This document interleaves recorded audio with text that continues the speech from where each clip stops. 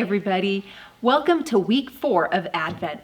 Today I have a passage I'm going to share with you from 1 Timothy 1:15. It says, "Here is a saying that you can trust. It should be accepted completely.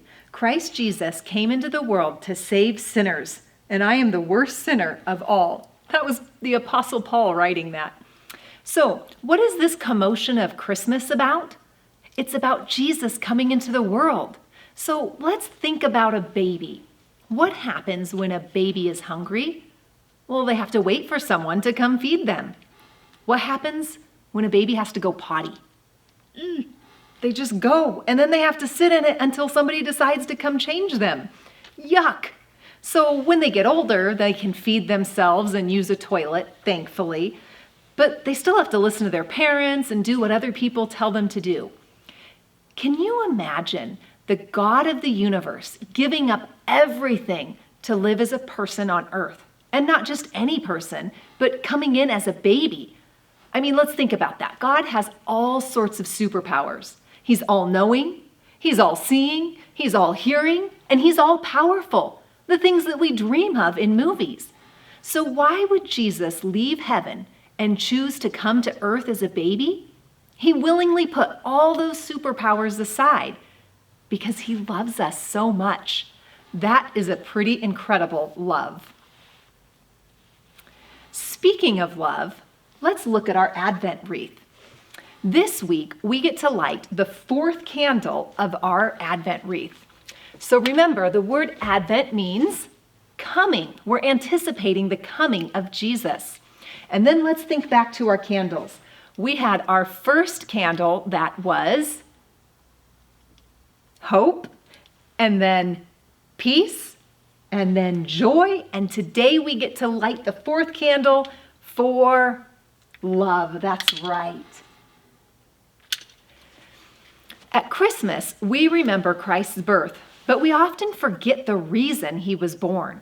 Jesus, the Son of God, came to earth as a baby so that he could live a life without ever sinning and be the sacrifice for our sin. That's a lot greater than any love we've ever known. And that's the real meaning of Christmas. The Christmas story doesn't end with a little baby in the manger. Jesus gave up his life for us, and that's true love. Christmas is a time that we get to show love for others because Jesus showed us love. What are some ways that we can show love for others? Well, one way that I'm sure you're all familiar with is giving Christmas presents. Did you ever think about it? The reason that we give presents at Christmas is because we're showing love to other people, and we're showing the love that Jesus gave to us. Another way that we can show love is simply by being kind to people, helping people, giving things to people that are in need. So Christmas is a great time to show love because God showed his love for us when his son Jesus was born. And a very simple way that we can show love is to tell someone. So is there someone that you can think of that you love a whole lot that you haven't gotten to tell how much you love them recently? Could you give them a phone call or write them a letter and let them know how much you love them? And then could you share the love of Jesus with them when you're telling them? Absolutely. I have a boy who actually made a phone call this week to an aunt he hasn't spoken to for a while, just to call and share with her that he loves her. So each week during Advent, we have been talking about how important water is. Can you think of the ways that our bodies need water? Our brains need it to make little neurotransmitters that help our body to communicate with each other. It allows our cells to live, and cells are the little tiny building blocks of our bodies.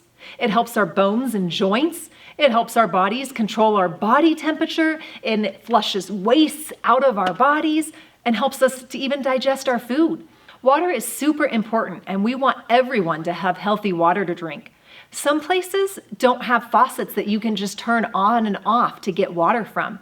They have to walk super far, and sometimes the water that they get isn't even clean. So another way that we can show love this Christmas season is to help those villages get clean water. We can do that by raising money for Living Waters. Then they can drill wells to provide clean, healthy water. So we will be collecting your year-end gift donations through the end of the month of December. And that money will go towards Living Waters to help bring water to other villages that don't have the clean water that we get to drink.